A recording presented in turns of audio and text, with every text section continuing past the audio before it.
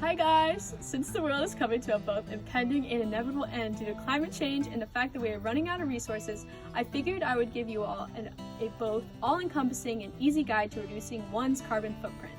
A carbon footprint is essentially how much waste or pollution a person gives out in their daily lives. And this is related to climate change because it's what causes it. And personally, I want to become a more environmentally conscious person, and I want everyone else to do the same. So maybe we don't perish.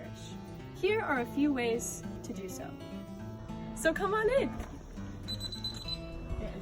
Step 1. Take shorter showers. Drinking water and water in general is getting increasingly scarce, and we need to save as much as possible. Just decreasing your shower time by 5 minutes can make a huge difference. There are many other ways to save water as well. For example, don't leave the water on while you brush your teeth.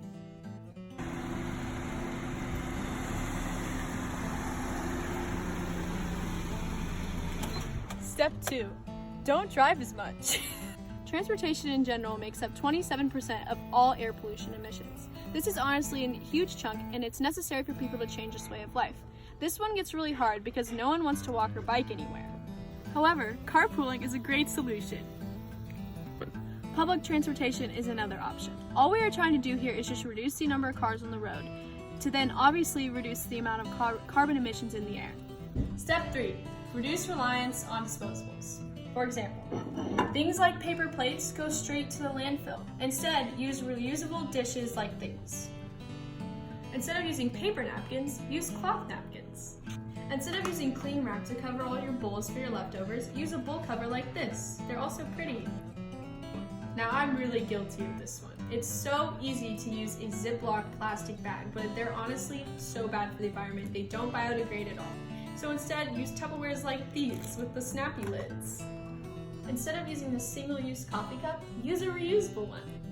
Reducing reliance on disposables is extremely important because these things take up space in the landfills and don't biodegrade, and it just honestly is just terrible for the environment. Step 4. Unplug. Oh look, my phone is at 80%. That's good enough. So what I'm gonna do is I'm gonna unplug the charging ports. Energy causes so much air pollution to produce electricity. So to unplug, this actually saves you a lot of money and saves the environment. It's a win-win situation for everyone. Also, you're not using your TVs, your toasters, and your lamps all the time, so unplug them to save energy and to save you money. Now here's where it gets a little touchy. Step 5, eat low on the food chain. The meat industry does account for 14.5% of all man-made greenhouse gas emissions. So essentially, what I'm asking you to do here is eat more fruits and veggies, grains and beans. You can still eat meat, but just don't eat as much of it. Some examples of dinners that don't contain meat are fettuccine alfredo, everyone likes that, fried rice, veggie pizza, and even soups and salads. Another important aspect of eating food is making sure you aren't wasting any. So to prevent that, you should take leftovers and save them for later. If everyone on Earth did just did a few of these things, we could delay the inevitable and possibly stop it.